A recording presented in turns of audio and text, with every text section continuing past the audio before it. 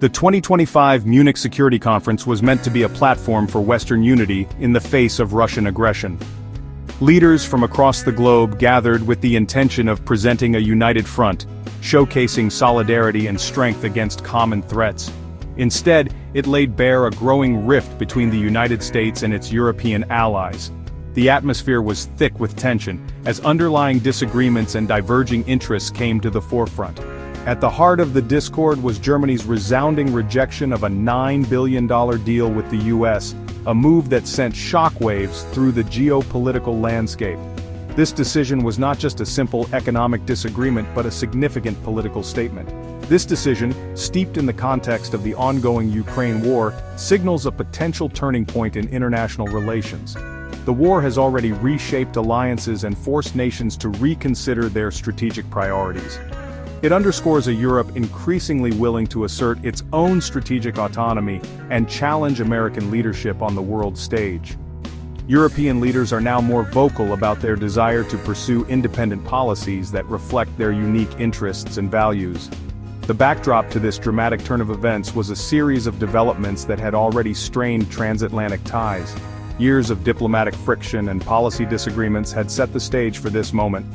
Former US President Donald Trump's unilateral approach to foreign policy had sown seeds of doubt about American reliability, a sentiment exacerbated by the chaotic withdrawal from Afghanistan. This period marked a significant shift in how Europe viewed its transatlantic partner. President Joe Biden's administration attempted to repair the damage, but the scars of the Trump era lingered. Efforts to rebuild trust and cooperation faced numerous challenges, as old wounds were slow to heal. The Ukraine war, however, brought these simmering tensions to a boil. The conflict has tested the resilience and unity of Western alliances like never before. The conflict in Ukraine, sparked by Russia's invasion in 2022, has become a defining moment for the international order. It has forced nations to take clear stances and make difficult decisions. It represents not just a humanitarian tragedy but also a test of Western resolve against authoritarian aggression. The world watches closely as Western nations navigate this complex and perilous situation. Germany's decision to reject the US deal must be understood within this volatile and uncertain geopolitical environment. It is a reflection of broader shifts in global power dynamics and the evolving nature of international alliances. German Chancellor Olaf Scholz emerged as a key figure in this unfolding drama, capturing the attention of the world with his bold and decisive stance. At the Munich Security Conference, Scholz delivered a forceful speech that reverberated far beyond the conference halls, sending ripples through the international community. He unequivocally rejected any notion of a dictated peace in Ukraine, insisting that any resolution must involve Kiev and respect Ukraine's sovereignty. Scholz's words were clear and unambiguous, leaving no room for misinterpretation. This declaration was more than just a statement of support for Ukraine. It was a direct rebuke of what many European leaders perceived as American high-handedness in its dealings with Russia. Scholz's defiance was palpable, and it resonated deeply with his European counterparts. Scholz's stance was particularly significant given Germany's historical reluctance to assert itself on the world stage. For decades, Germany has been content to play a more subdued role, often deferring to its allies.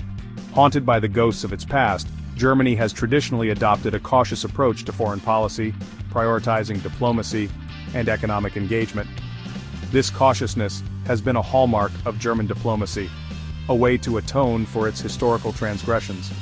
However, the Ukraine war, with its stark moral clarity and direct threat to European security, appears to have galvanized a shift in German thinking.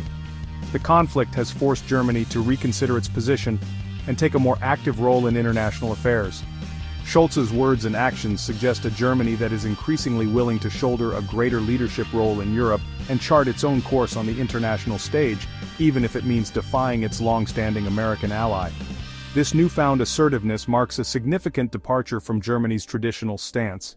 The implications of this shift are profound. A more assertive Germany could alter the balance of power within Europe and beyond. A more assertive Germany, particularly one that is willing to challenge US leadership, has the potential to reshape the transatlantic alliance and the broader geopolitical landscape. This could lead to a redefinition of alliances and power structures. It remains to be seen how far Scholz is willing to go in this new direction. but his actions at the MSC suggest a leader who is prepared to stand his ground and defend what he sees as core European values and interests. The world will be watching closely as Germany navigates this new path. While the US-Germany rift took center stage, another crucial development unfolded on the sidelines of the MSC. Ukrainian President Volodymyr Zelensky made the unexpected decision to reject a proposed $9 billion deal with the United States. This agreement, which would have granted American companies access to Ukraine's vast reserves of rare earth minerals, was widely seen as a way for the US to secure critical resources for its technology sector. Zelensky's rejection of the deal, however, underscored the depth of Ukrainian distrust towards the US. Zelensky had already expressed his frustration with being excluded from the initial stages of the US-Russia peace talks. He argued that Ukraine, as the country directly affected by the war, should have a seat at the negotiating table from the outset. The rejection of the mineral deal was a further indication that Zelensky was not willing to be treated as a pawn in a larger geopolitical game. This assertive stance from Zelensky, while understandable given the circumstances, added another layer of complexity to the already fraught situation. It served as a reminder that the Ukrainian leadership was determined to maintain its agency and pursue its own interests, even if it meant turning down a seemingly lucrative offer from a powerful ally. The combined effect of Germany's rejection of the US deal and Zelensky's rebuff of American overtures was a clear signal. Europe was no longer content to follow Washington's lead blindly. This newfound assertiveness was on full display in the aftermath of the MSC. European leaders, led by French President Emmanuel Macron, announced plans for an emergency summit to discuss a coordinated response to the crisis in Ukraine. This move was highly symbolic. It demonstrated that Europe was prepared to take the initiative and forge its own path on the world stage. The summit, which was scheduled to take place without the involvement of the United States, was seen as a clear signal that Europe was no longer willing to be sidelined in discussions about its own security.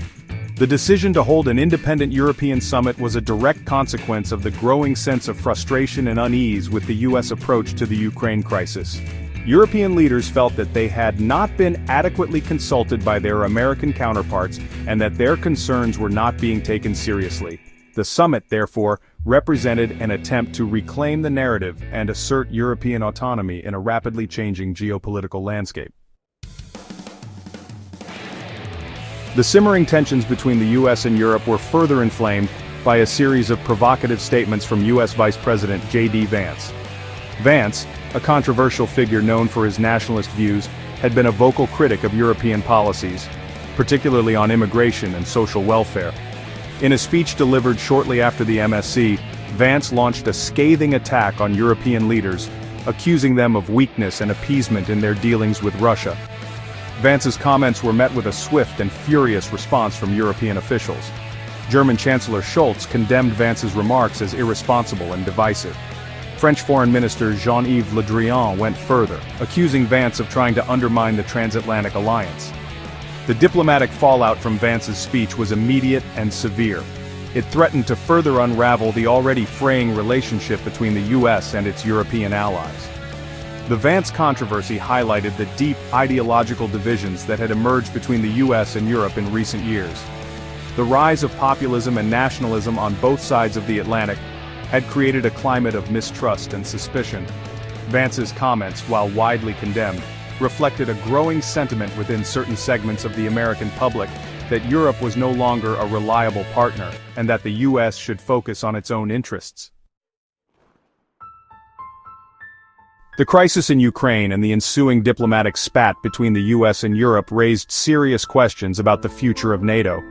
The alliance, which has long been a symbol of Western unity and strength, now faces one of its most significant challenges since its inception. The alliance, formed in the aftermath of World War II as a bulwark against Soviet expansionism, had been the cornerstone of Western security for over 7 decades. It was designed to ensure that the horrors of global conflict would never be repeated, and to provide a united front against any potential aggressors. However, the events of recent months had exposed deep cracks in the alliance's foundations. The unity that once seemed unshakable now appeared fragile, as member states grappled with differing priorities and perspectives on how to handle the crisis. NATO Secretary General Jens Stoltenberg found himself in the unenviable position of trying to hold the alliance together amidst mounting internal and external pressures.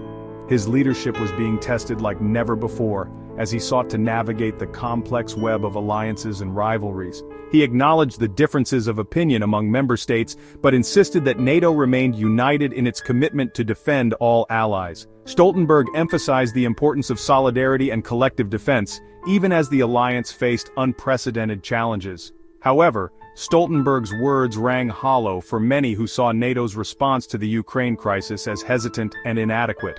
Critics argued that the alliance's actions did not match its rhetoric, and that more decisive measures were needed to support Ukraine. The Ukraine war had exposed a fundamental dilemma at the heart of NATO. The alliance was being pulled in different directions, with some members advocating for a stronger military response, while others feared escalating the conflict further. The alliance was founded on the principle of collective defense, meaning that an attack on one member is considered an attack on all. This principle, enshrined in Article 5 of the NATO Treaty, has been the bedrock of the alliance's strength and unity. However, Article 5 of the NATO Treaty, which enshrines this principle, has never been invoked in a situation like Ukraine, where a non-NATO member is under attack by a nuclear-armed power. This unprecedented scenario has left the alliance in uncharted waters, struggling to find a coherent and effective response. This ambiguity had led to confusion and division within the alliance, with some members advocating for a more robust response while others urged caution. The future of NATO now hangs in the balance, as it seeks to navigate these turbulent times and reaffirm its role in global security.